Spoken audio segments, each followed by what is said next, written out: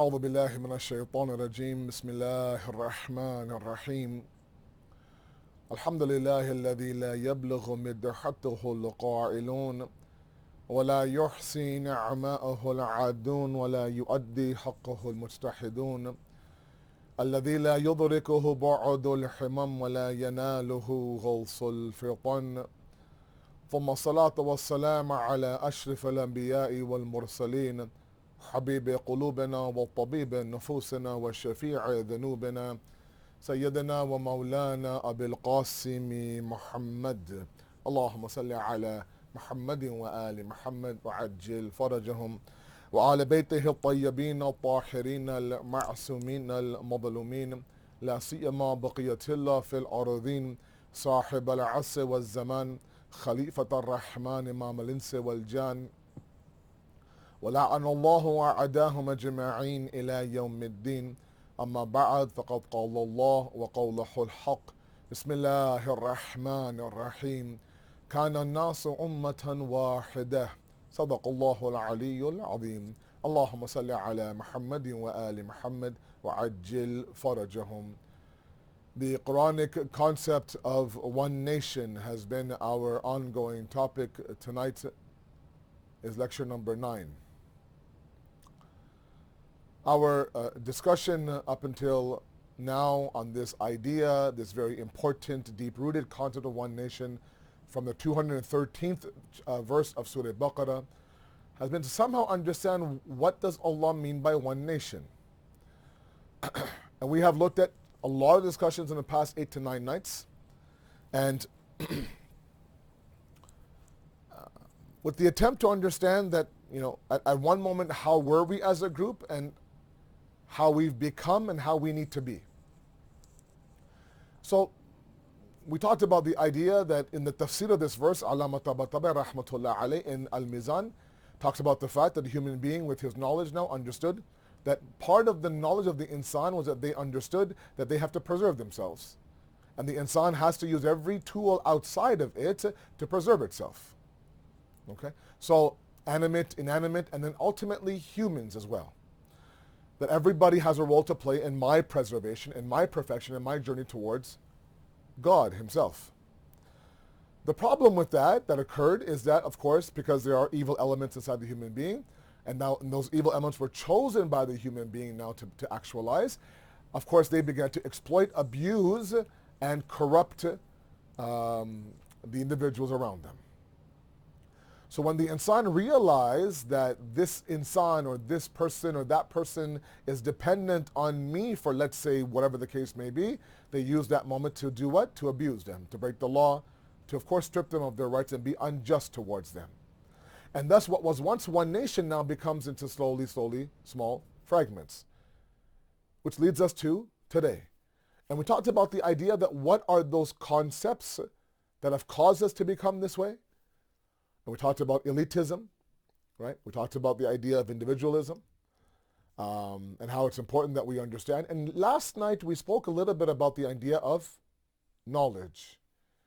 Because one thing that Allama mentioned in tafsir that I found to be very interesting was that he says it was the knowledge.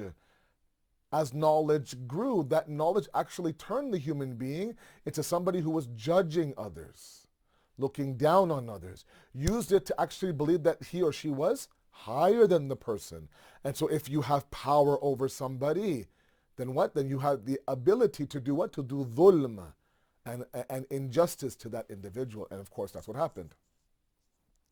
But it's interesting to note that usually we think that knowledge is a virtue, right? It's a positive thing, right? We're always told, seek knowledge, seek knowledge, seek knowledge, but I don't think we understand what Islam says on how to handle that knowledge and what to do with that knowledge. And that's why I found, at least, and albeit it might have been a dry discussion, it was crucial, man, to understand that it's not just about knowledge. In fact, that same knowledge, as we've seen in the past, can become a veil of justice, a veil of harmony, a veil of upholding the rights of everybody else around us. That same knowledge that should have elevated you actually, turned you into an animal inside of your internal kingdom. So we talked about the idea of the importance of purification, and then of course, ta'lim, education, right? وَيُزَكِّيهِمْ وَيُعَلِّمُهُمُ الْكِتَابِ, like I said yesterday in Surah Jum'ah, that the role of the Prophet was to purify, and then educate. Why? Because that knowledge, with that purification, that knowledge becomes an avenue for you what? To become humble. Right? To become humble. And without that, that knowledge can actually be an avenue where it becomes a veil for you. That was all yesterday. Now tonight, I want to speak about a very important topic to me, one that is very near and dear to me, and one that I really think is not talked about enough.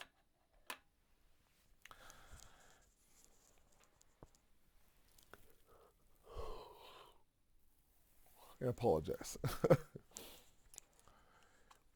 See, if you were right now in front of me, I'd ask for a salawat, but you're not in front of me, so it becomes challenging to talk to an empty room and a camera, but what can I do? This is the zaman that we're in right now. I'm going to connect this topic into our major topic of One Nation. I'm not off my topic. I will do my best not to steer off my topic. I do my best not to steer off the topic. But one area of this idea of a collective system. Remember, in our first initial discussions, we talked about the importance of collectivism, right? That everything now in this universe plays a role for my perfection, okay? That only happens when I believe in the collective, when I want to invest in the collective, when I believe in the greater community, okay? That's not a given. We can't assume that individuals are running towards the centers.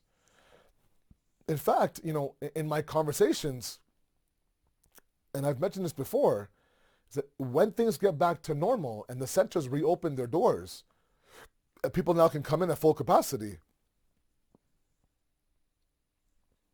there's not a guarantee that, especially my youth, are going to be, rushing to get back. And there's several reasons for it. Number one, of course, is convenience. I'm sitting in my home, I'm getting all the knowledge with all of those inconveniences out of the way. One reason that really got to me, and this was a talk I had yesterday with a youth. And if you'll excuse me, I'm just going to grab some water. So 1 second, I'm sorry. I have something stuck in my throat. Give me 1 second, please. So one discussion is, of course, the idea of convenience. That they've really bought into the virtual masjid idea since the pandemic hit. But a deeper and a more disturbing reason, and it's a topic that I just don't think is talked about enough, is there seems to be a high level of judgment inside of our communities, inside of ourselves, inside of our families. And here I am, the entire Ashra, talking about one nation, right? Believe in the collective, right? Invest in the collective now. You're not an individual. This is not a me-centric. It's a God-centric society. You belong to a jama'ah, all these things, everything I talked about. But when that jama'ah and that collective doesn't allow a person to flourish, clips their wings, makes them feel insufficient, then they're not going to believe in the collective. So part of the solution, or part of the process of building this atmosphere of one nation, where we all understand that each of us have a role to play. Remember, every experience, every individual, every encounter, anything you experience in this world, all adds to your perfection. I really want all of you to understand that. The same way that, for example, if the perfection of a rock is the fact that it becomes a jewel, like where is a pebble on the beach and where is a ruby in the hand? A ruby, a diamond, whatever the case, right? The pebble on the beach has no value. A diamond, ooh, it's a diamond, right? That diamond has reached its perfection within the world of the rocks. But that diamond can only reach its perfection when it's mined properly. And the zameen does its job, and the earth does its job, and the miner does their job. Meaning the perfection of the rock, of the diamond now, is dependent on the system around them. The perfection of the fruit, of any fruit, is that it reaches its sweetness, right? Whereas, let's say, for example, sour grapes, where are sweet peaches, right? But the sweetness of the fruit is dependent completely on the farmer, on the soil, on the water, on the sun, right? On the wisdom of the farmer when to pluck it. Meaning, its perfection cannot be achieved without the collective. We're no different. Our perfection to God cannot be achieved without every single encounter. Sour or sweet, horrible or beautiful, devastating or encouraging. So I ask all of you guys, many of my elders out there who have experienced, let's say, heart-wrenching experiences. Maybe you've had horrible encounters. Maybe you've had full-fledged arguments, fights, shouting matches with people in your community, in your family, with your in-laws, I don't know, with your friends. Even that encounter, as sour tasting as it is, as it was, it adds to your perfection.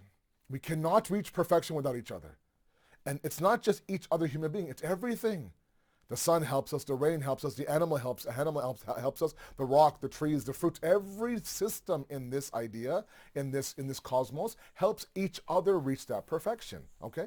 So one would think that we would embrace this collectivism, right? That if I want to reach at the highest peak and highest level, I am dependent on you guys, so I'm going to go ahead and invest in that. The problem is that when we don't feel like we're being accepted by that jama'ah, by that collective, when there's judgment inside the home, for example, when our parents say words of judgment to our children, when our husbands say words of judgment to our wives, when the elders say words of judgment to our youth, when the youth say words of judgment to each other. Right? So this judgment that I'm going to say 10,000 times tonight is a huge issue in our communities.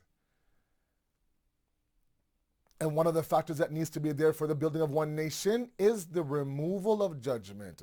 So with your permission, I want to speak tonight about judgment.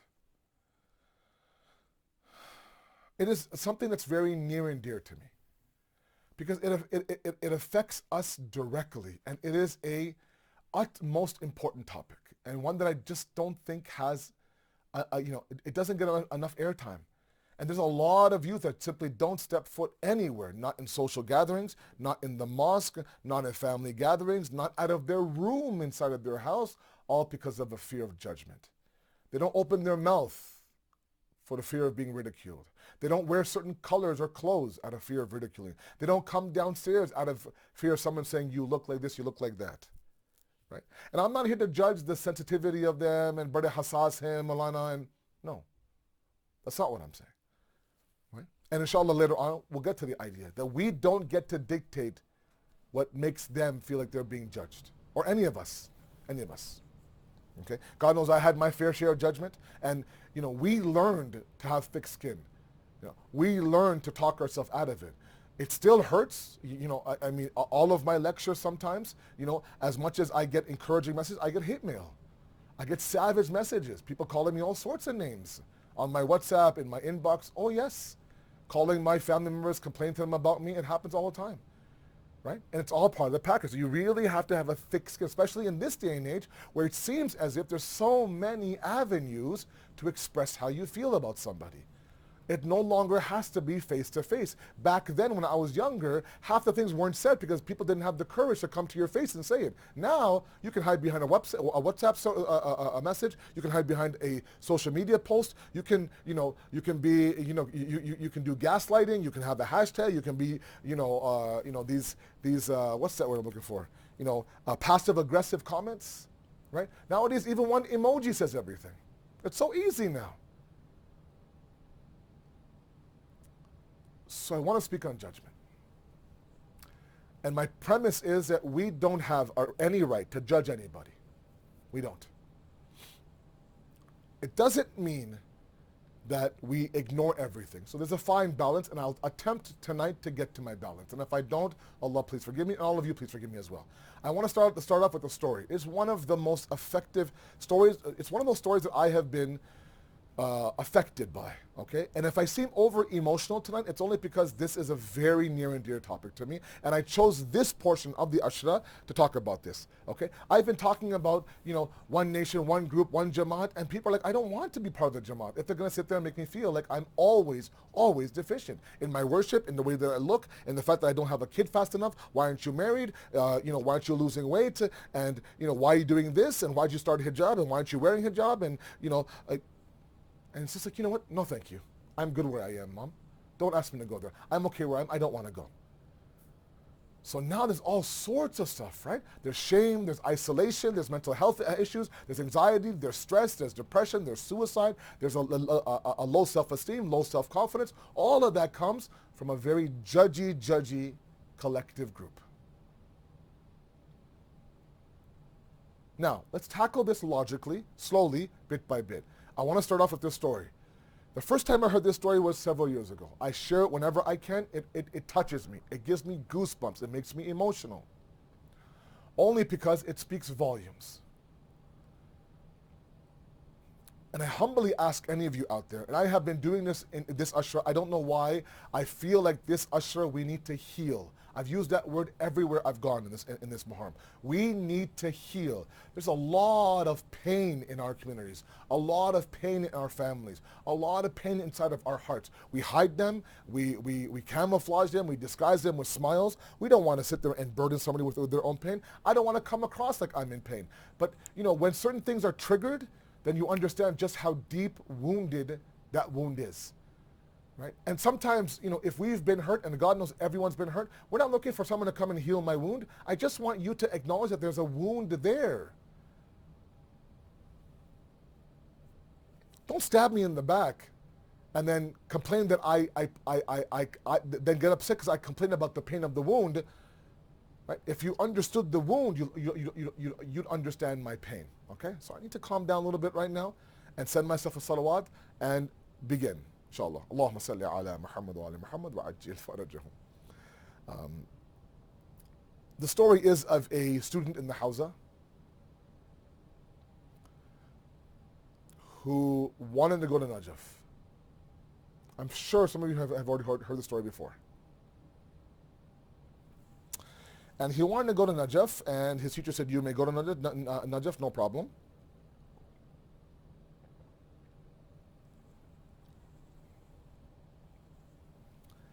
And he was a student in the Hawza. Didn't have much money. Everything was his books. So he decided to join a qafala that was already going to Najaf for ziyarat from Iran, from Qom. A true story, by the way, to get to Najaf. And from Najaf, he'll figure things out. The story is the qafla now is on its way to Najaf, and they decide one night to stop and get some rest. And back then they were long journeys, right? It wasn't one flight or. So they got settled in. They pitched up their tents and they began to settle in for the night. What was a custom back then, and maybe even now, is that there would be certain looters and robbers that would wait for caravans to come between Iran and Iraq, and when they would settle in between Iran and Iraq, they would rob them. So lo and behold, this young man now is in his qafla, ready to go to sleep, and they, of course, get looted and robbed by these robbers. Okay? They announced to the entire qafla to empty out all your belongings and put them in the middle, right here, as one big pile. All this kid had were his books. So he goes, fine, puts his books there. When they're done collecting everything, Badi Himmat, with a lot of Himmat, he goes to this young student, goes to the main robber and says, look, in your pile of things you're going to take are my books. They're old, they're ripped, they have my notes in them, they have zero value for you, but they're everything to me. If it's okay, I want my books back. The robber says that in the distance now, he's talking to the young man. See that in the distance now, you'll see a hill. On the hill is a light. Under that light is my boss. Go and ask him. If he says that you can have the books, you can have the books. Okay? Middle of the night now. He goes, finds the light, finds the hill. He goes on the hill. He sees a man there praying, namaz shab, salatul layl. He waits until he's finished. He's confused. Paraphrasing here, I don't know if I had the right person or not, but we were just robbed as a group, and the robbers took everything from us, including my books. I have asked for my books to be given back to me, and I was directed here and told that I would find the mastermind behind this looting business. He says, yes, that's me. Even more confused, he said, I just want my books back. So the boss summons one of his employees, says, give him his books back. He grabs his books, but then he doesn't leave. He has to ask him. He's got to ask him what you and I are thinking right now. Can I ask you a question? You're praying namaz al-Shab? He goes, yes, I am. But yet you're robbing the potential zawar of Imam Ali in Najaf. He goes, yes, yeah, I am. He said, is this like what is this? The boss says to the young man that this is the only thing that I do for God. Everything else I do for myself. The young man says, okay, walked away. Arrived in Najaf a few days later. One day during his Najaf trip, he goes to the Haram of Amir al-Mu'mineen for ziyarat.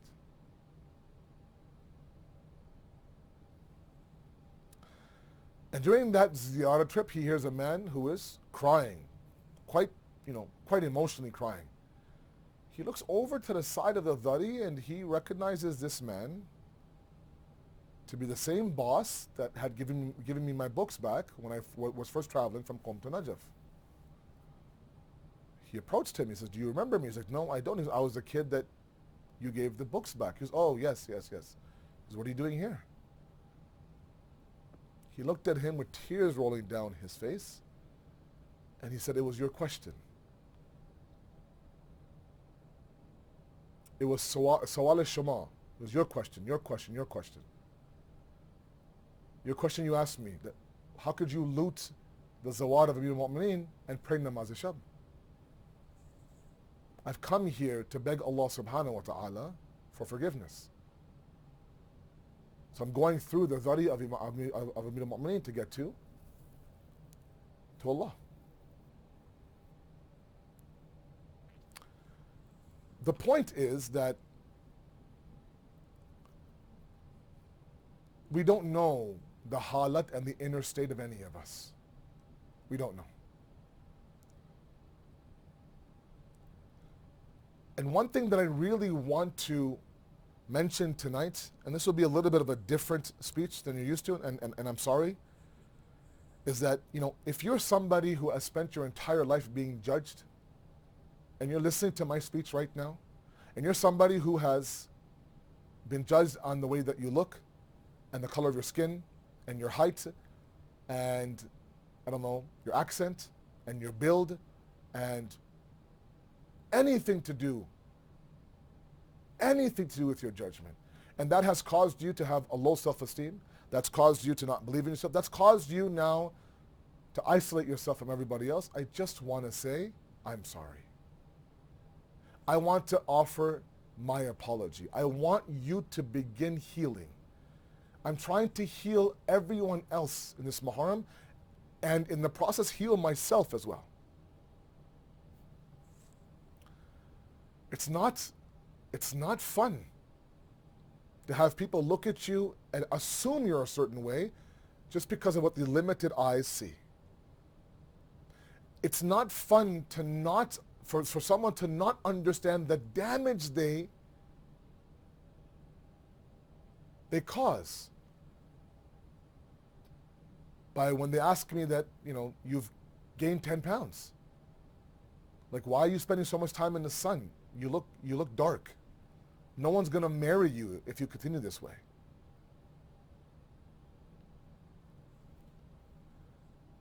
On the outside, this man was a boss of a looting and a criminal and a stealing ring. A ring of thieves. He ran a ring of thieves. But on the inside, there were moments of ma'arifat that would shine in through the namaz al-Shab. And finally, those little pokes cause an explosion. Janab bin Hurr had moments of ma'arifat. And you would see it throughout history. I mentioned in the Masayib, I believe, that when Imam Hussein said that very, very, very harsh statement to Janab bin Hurr, that may your mother grieve over you. The shine, one little poke, one little ray of ma'arifat. Janab bin Hurr looks to Imam Hussein and says, Aba Abdullah. He would call him Aba Abdullah. If your mother was anybody else, I would have responded to you. Your mother is Fatima.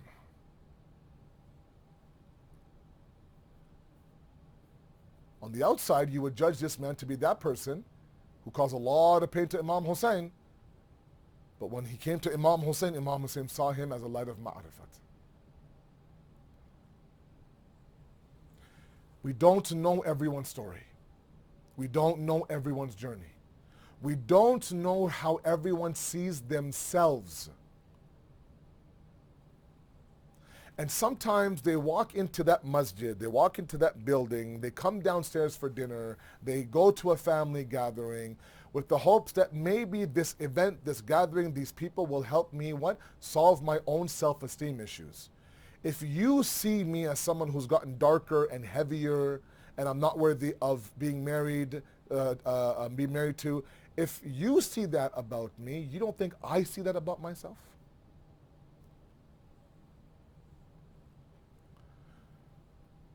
Why is it that somebody doesn't want to hear anybody else come and tell me what my faults are? I know what my faults are. I know what I have to do. Don't tell me that. Because all the person is doing is reconfirming what they know already. When somebody comes and tells me or asks me, why aren't you pregnant yet? Why don't you have a child yet?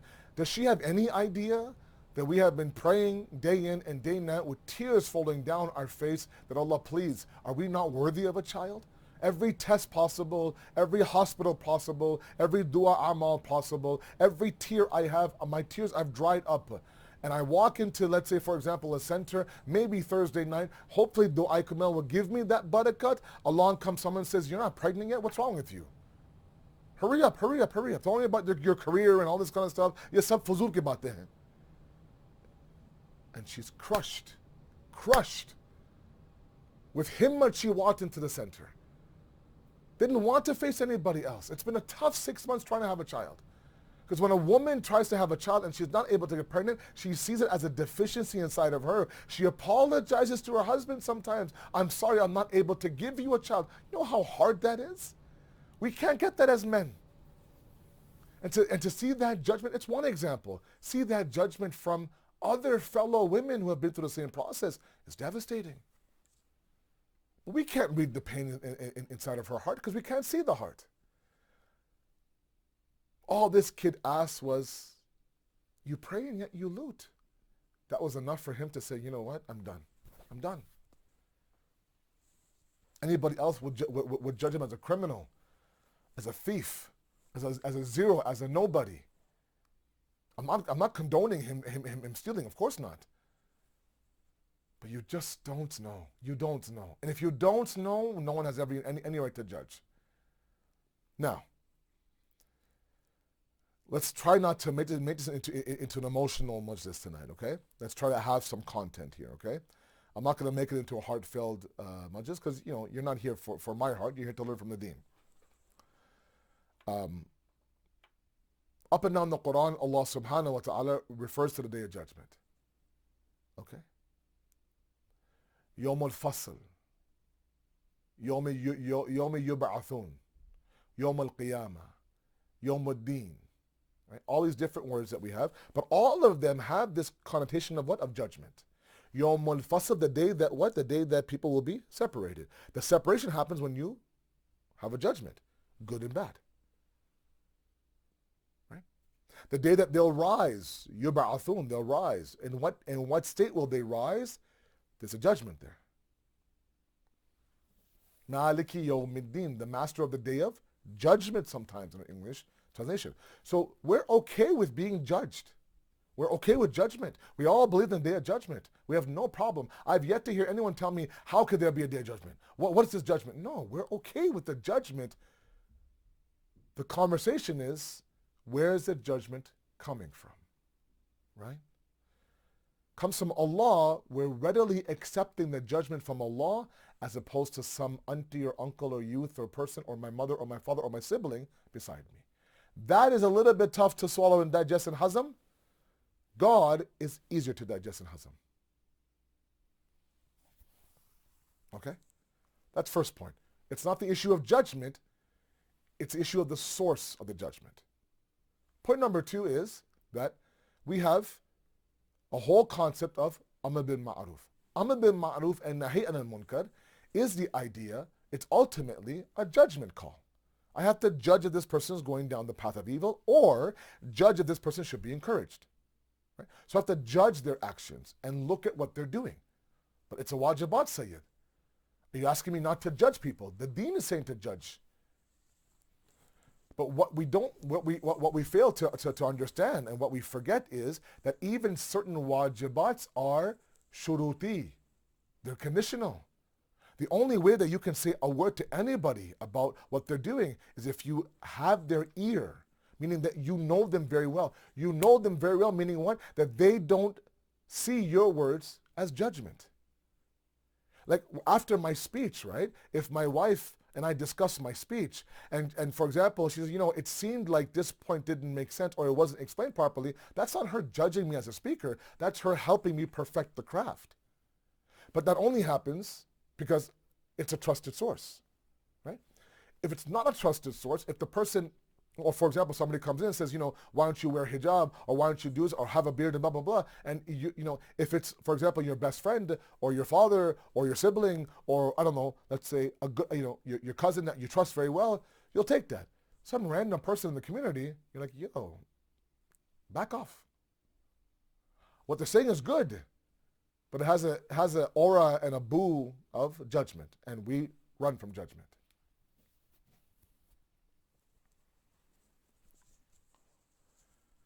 On top of that, and a bigger conversation is everyone's journey to Allah is everyone's journey to Allah. My fear in this One Nation discussion that I really racked my brain over should I not, was the idea that we thought, people would think by me saying ummatun wahida, is that we're all just one big existence. No, that's not what I'm saying at all. I'm saying that we have our own respective paths, but use the entities around us to perfect our own personal path, but embrace our own personal path. The Holy Prophet ﷺ says that worship Allah to the best of your ability. The best of your ability. Who knows my ability? Who knows my anduruni batin? Who knows my batin? Allah subhanahu wa ta'ala. Allah subhanahu wa ta'ala. Now, let's be fair now. Let's be balanced here, okay? One thing that I want to mention to my youth, especially, who are out there saying, yeah, Sabbahi, preach. Hold on. You won't like me in about 5 minutes. There's certain slogans right now, certain hashtags right now, certain kind of, lingo that's used today in today's day and age, in 2020, that I think sometimes we don't understand what that means, okay? I'll give you an example. The one that drives me insane is that be real, bro. Be true to yourself, bro. Okay? Be real. I'm real, man. He's real, man. Wow, I gotta be real, man. Be true to yourself, bro, man. You do you, bro. You do you. When people say that, I just wanna, I don't want to like hit anyone else's head. I just want to take my head and ram into the wall as fast as I can. Find the hardest wall possible and run as fast as I can head first. I swear to God. Because we'll take it to mean this. Somebody comes to you and says, you know what, you get angry a lot. And when you get angry, you have no filter. Right? Your zaman and your tongue goes out of control. You say whatever you want in any language that you want, using obscene language, yelling and screaming, right? The walls are shaking. You don't care. If you're angry, you won't hold back. It's not good, man. You should do your best to control your anger. We all get angry. It doesn't give you the right to go ahead and, And what do you say? Yo, man, I'm being true to myself. This is who I am. I got to be real. I can't be fake. I can't be hypocrite. That's not what that means. It's a horrible interpretation. That's not exactly a good thing. Sometimes you can't be yourself. Sometimes the self is a satanic reality inside of us. It's the very self that Allah says to fight. Meanwhile, today's lingo, today's R&B hip hop artist, today's hashtag, today's IG post is be true to yourself. You're like, oh my God, that's beautiful. Yes, I'm going to be true to myself. I'm going to be true to myself. Forward, and guys, look, and okay. What if that self is animalistic? What if that self is what if that self is destructive? Be true to yourself? No. No. So let's be careful of the idea of you do you, bro. Right? You only live once, right? It's all about hashtag YOLO. And the problem with that is, I've said it many times, I'll say it again because it keeps happening. We're not quite there yet. Is the fact that this idea that I can be whoever I want to be is a very, very me-centric concept. And I talked about that already. I don't want to go down that route. But the me-centric idea is that if it's okay with me, it shouldn't matter to anybody else. And that's not the case at all. So if one side of the fact is the idea that others shouldn't judge me, the other side is that it doesn't give you the right to be any way you want to be. If somebody comes to you and calls you out for your behavior, don't say, yo, man, you're judging me. No, they're fixing you. They're elevating you. Provided you don't abide by the horrendous idea that you do you. You do you is a prescription that says basically, you know what? I want animalistic freedom. I want complete and total freedom. And that type of freedom doesn't exist. It doesn't exist. Freedom stops when we begin to either hurt somebody or commit a crime or, trample on someone's rights. That's where our freedom stops. Okay, so doing something, for example, having absolute freedom where I have no consequences, I have no repercussions, there's no hisab kitab, there's no accountability, all that, that's all built within YOLO, you do you. Even if it is the most absurd thing, turn off your intellect, turn off your aql, go into the instinctive being, pull out the animal inside of you, and become the animal that you want. Right? If I, for example, have a bucket list when I was 18 that I was dying to, let's say, check off, and I couldn't, now that I'm 42 years old, and I'm married, and I've done everything for my kids and my in-laws and my husband and my wife, and now I still have that bucket list, I want to go ahead and check off that bucket list. So get a tattoo, jump off of a plane, for example, I don't know, do all these things. Okay, bro, man. And you call your friend, yo, I have a bucket list. Well, should I do it? You do you, bro. Horrible idea, horrible advice. So please, judgment does not mean that we have free reins to go wherever you want to go. If someone at the center in your family beside you is trying to fix you, and if the source is the correct source, embrace it. Don't fight it. The first instinct we have is to come out flying, right? Whoa, don't back me in a corner, right? The moment that I speak about someone's responsibilities, they automatically think about what are my rights? Every single time. It never fails. The moment I talk to the husbands about being good to their wives, they wait and wait. When will Asabai talk about her being good to me? I won't. I'm talking about your responsibilities towards her. I'm not talking about the rights that she has over or you have over her. I'm not. And they're not interdependent. I'm sorry, they're completely independent. You don't need to have your rights fulfilled for you to fulfill your responsibilities. You don't need to wait, let her do this to me, give me this, say this to me, and then I will be, no, your responsibilities are your responsibilities. You have to act a certain way in a collective society, and that's your responsibility. If others, for example, are not giving you the proper right, don't wait for that. You have to be the best version of you, the best version of you possible. That happens when there's a God-centric society. Don't wait for someone, no. So yes, sometimes I think that, because when I talk to other people on this side, like, look, we're just trying to help. And the problem is that we've become tone deaf, not just to issues outside of us, to our own tone as well. And this is a generation that we live in right now, an era we live in, it's all about tone. It's all how you say it, man. It's not what you say sometimes. It's all how you say it. Our kids are frustrated, not at what the parents are saying, but how they're saying it. It's her tone, Maulana. Yeah, she's right. I was wrong, but did she have to use that tone? And as much as I try to say, look, don't worry about the tone. Worry about what they're saying. After a while, tone is also very important. No smoking, don't smoke, don't you dare think about smoking. Thank you for not smoking. That's a different tone, same message. And it's more welcoming. So my third point now is the idea that, number one, we don't know everyone's journey. Number two, we don't have any right to assume that we know what's happening inside their heart. But number three, the one who now is being the victim, quote unquote, of the judgment, please, not everyone is out to get you. Not everyone is out to clip your wings. Not everyone is out to sit there and shove you in the corner. There actually are some people who want to see you grow, who want to point out things that I'm telling you as your mother, as your father, as your husband, as your wife, as someone who is very near and dear to you. You're like a daughter to me, an auntie inside the center. I've seen you since you were this young, my son. I see you as I see my son. If that's the case, then this is what I think that you should do. I remember one time, true story, okay? I was the youth president in my community. Okay, we're talking about, I'm not going to age myself, but in the 90s, okay? When some of you probably weren't even born, my young guys, in the 90s.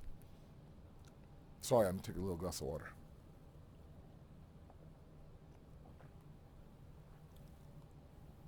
In the 90s, I was a youth president. And I remember this conversation perfectly.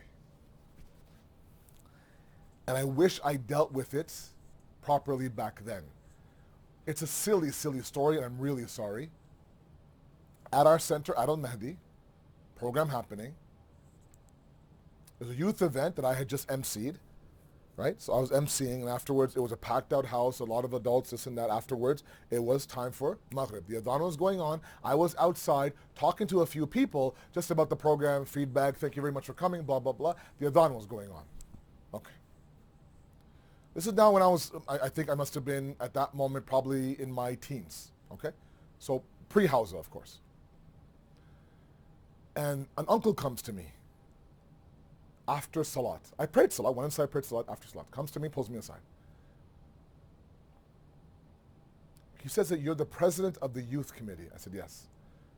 He goes, during the adhan, the only voice I could hear outside talking and laughing with people was your voice.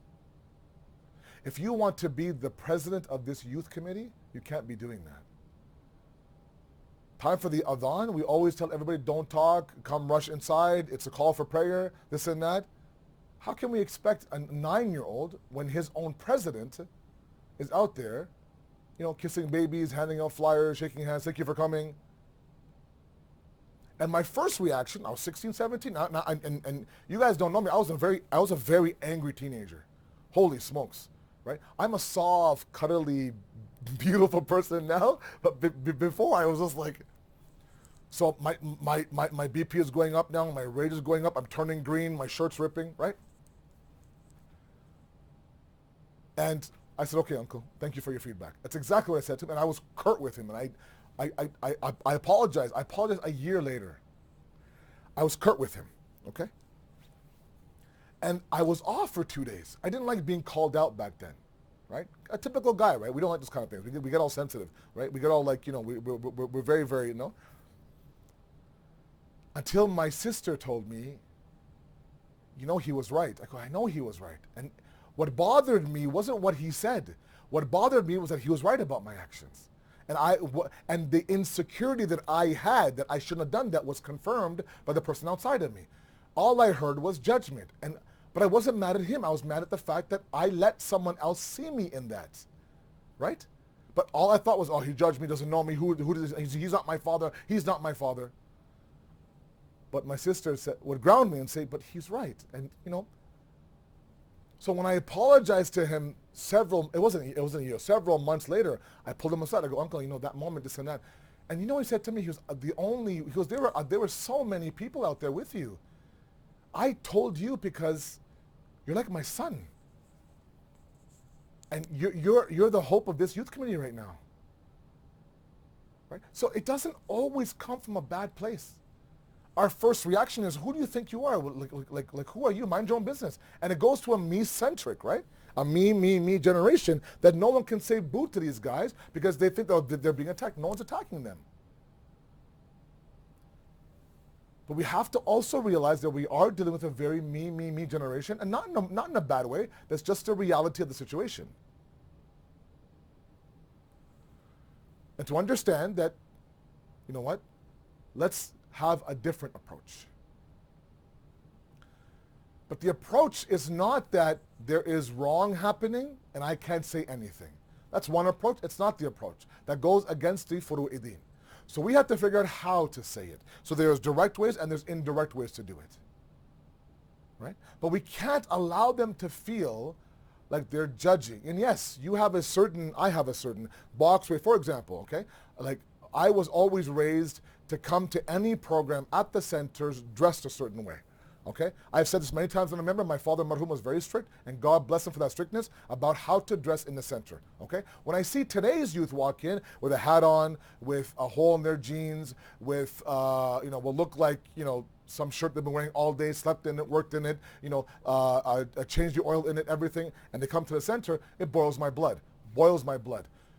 But I don't know the backstory. I don't know the story. I don't know what he's coming looking for God, and I'm stuck on how he looks. It's important. I get it. It's important. But we don't know. We don't know. I'll tell you one more story, inshallah, to try to understand this point. And I'm sorry, I've made it a little bit of a emotional discussion tonight, and I apologize for that. But I've earned my stripes with all of you. I can say this to you, and hopefully you take it as something that's good. One more story, and then inshallah, Masai. There was a student in the Hawza in Najaf, a different student. Every single day he would go to the Hawza of Imam Ali. He would, with all the etiquettes, beautiful libas, smelling of ithr, doing wudu, facing the dhari a little bit, sending his salams, bowing down, reading the ziyad of Amir al-Mu'mineen, and then he had a certain hajat, a khas hajat, a specific dua that he had, a specific request that he had from Imam Ali to fulfill, of course, to Allah. And every day now for a week, 2 weeks, 3 weeks of sorry stay, every single day after Zuhr, with all the proper etiquette, looked great, smelled great, all the proper respect, he would read the ziyad and ask that request. Read it and ask, read it and ask. One day, during his ziyarat, a man comes walking into the room where the dhari is, okay? He's unkept, he's disheveled, his libas is dirty, it's ripped, he himself looks like, nothing happens, there's no etiquette involved. He walks in, he goes, Salaam alaikum. He goes, and he walked in limping, okay? So disheveled now, hasn't combed his hair, there's a certain smell from him, he's limping, he has a leg problem. Salaam alaikum. Imam Ali, fix this leg, okay? I'll be back tomorrow. And he walks out. He's looking at this like, what just happened? What is this? He ignores it. The next day, libas, itr, clothes, wudu, ziyarat, assalamu alaikum ya amir al-mu'mineen. The man from yesterday walks in. Today, no limp. Assalamu alaikum. Thank you very much. And walks out. Now he's looking at the zari like, come on, yar. I've been standing here on this spot for 21 days straight asking you for a certain hajat. I've done all the requirements, all the respect. He comes walking in with utmost disrespect and speaks to you like this and walks away. I'm not condoning that. The books say that night in his dream, his ustad came. Not Amir al-Mu'mineen, his ustad came. Who passed away. He says that there are different levels of people. There are those levels of people that will ask Allah through the Ahlul Bayt, and if they're not granted their dua right away, that will not affect their aqidah in the Ahlul Bayt. Please follow me very carefully. Understand the story. Don't misunderstand the story. All of you have my number and my email address, my shoe size, my blood type. Please contact me. Okay? Don't talk behind my back in WhatsApp groups. Talk to me straight. I don't understand the story. The ustad says to his shagird and his student that, look, people are at different levels when it comes to Allah and the Ahlul Bayt. You are at a level where, mashallah, you have ma'rifat of Amir al-Mu'mineen. You've been asking for 3 weeks, and it wasn't your time to get your dua answered. But you kept asking. He that walked in was at a different level. The level was that if Ali didn't grant that dua through Allah subhanahu wa ta'ala, he would have left the deen with hopelessness. It was on the edge of a cliff. And because he fixed his leg now, he renewed his faith in him. Okay?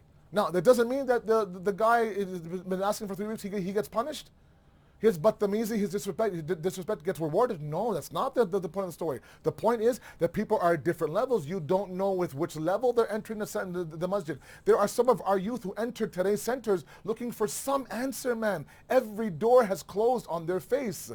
They're down, they're rock bottom, they feel ugly, they feel deficient, they're guilty, they can't keep up with Allah's Sharia. They enter on a Thursday night, they enter on, let's say, 7th Muharram, looking for some answer from Hussein's majlis, and they get what? Judgment calls. Why? Because their hair is a little bit ajib, maybe they don't have a black shirt, maybe it's light blue, for example, right? Maybe their nails are a little bit long, right? So an uncle comes, what are these girls' nails? Cut your nails. What is this? And in this tone, and he says to himself, I knew coming here was a bad idea. And goes back and searches for other doors now to enter.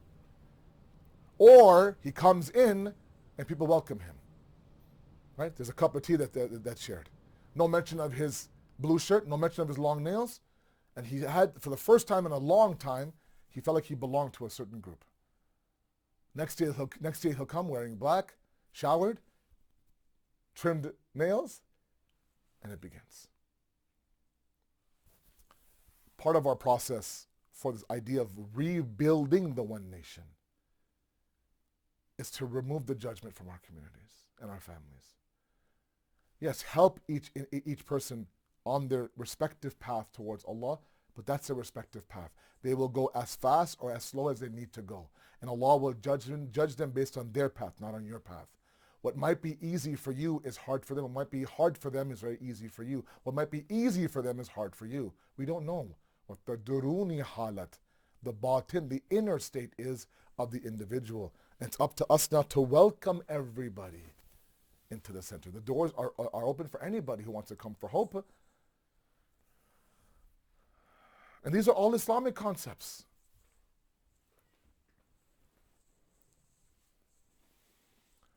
To uphold these Islamic concepts, Imam Hussein gave a huge sacrifice. And that sacrifice sometimes was drastic.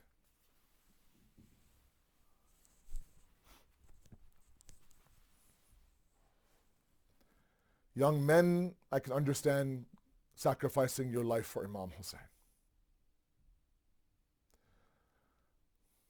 Older companions, I can understand Imam Hussein's mission, to sacrifice for that mission. What always gets to me is a 6-month-old Ali Asghar.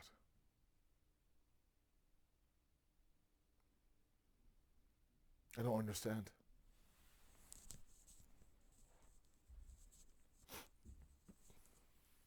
It's a hard masayib to recite.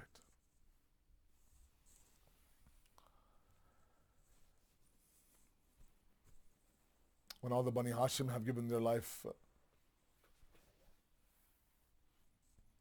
Imam Hussein realized that his 6-month-old Ali Asghar was thirsty. Reports say that he took him out to the Maidan of Karbala and appealed, not begged, just appealed with the enemy to come and give my son some water.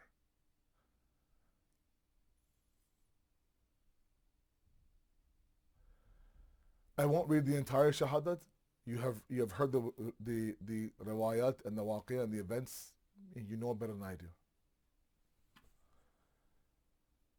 Every year I read one portion of this.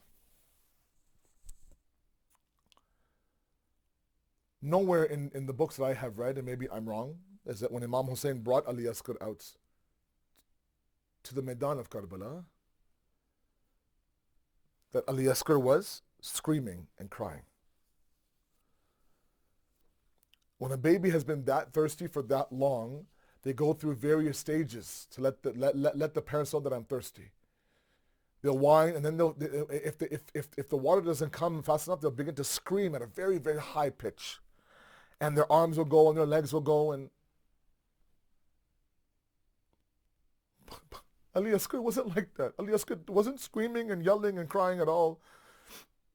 He was still. The books say that he was still. And my ustad one time had mentioned this idea in a masai when I had attended the first ashra in Qom in my first few years before Tabligh.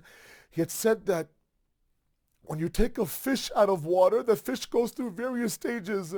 At first, with the hope that maybe I'll go back into the water, it goes on its stomach, it goes on its back, it goes on its stomach, it goes on its back. It's very, very bechen, it moves around a lot. When the water is not given right away, it stops doing that. The tail moves left and right very, very fast. The last stage, when maybe the umid for hope for the fish is not there, it's completely still. The mouth of the fish opens and the mouth closes. The mouth opens and the mouth closes. Imam Hussein brings out Ali Asghar. He's still, but his mouth is opening, his mouth is closing, his mouth is opening, his mouth is closing. Imam Hussein now says, look, I'll put down my Ali Asghar on the plains of Karbala. You come and you give him water yourself. But when that didn't happen, he picks him back up. Now all these men are seeing a 6-month-old face, the mouth opening, the dried lips of a 6-month-old. They begin to cry. Chaos ensues in Umar bin Saad's army. At that moment now, this heinous crime occurs. You know, when Mukhtar arrested Hurmala.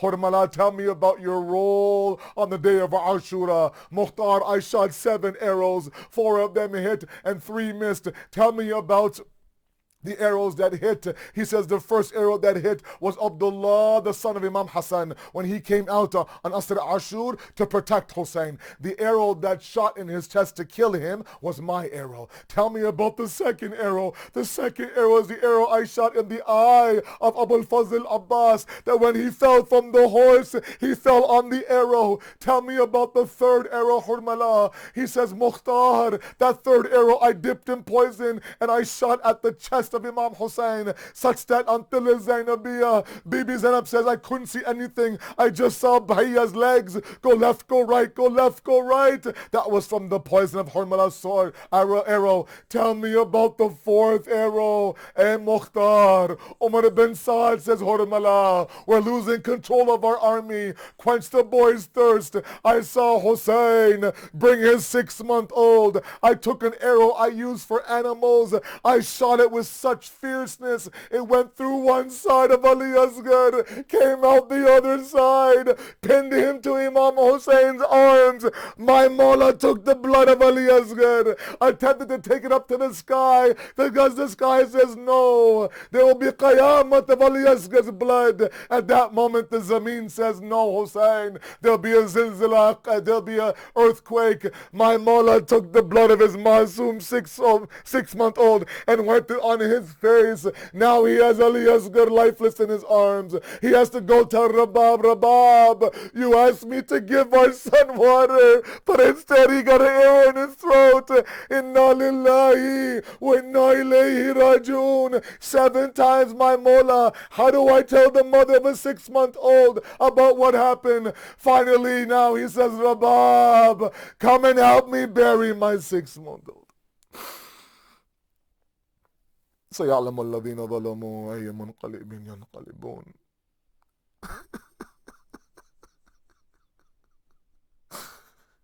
إنا لله وإنا إليه راجعون. مات الحسين.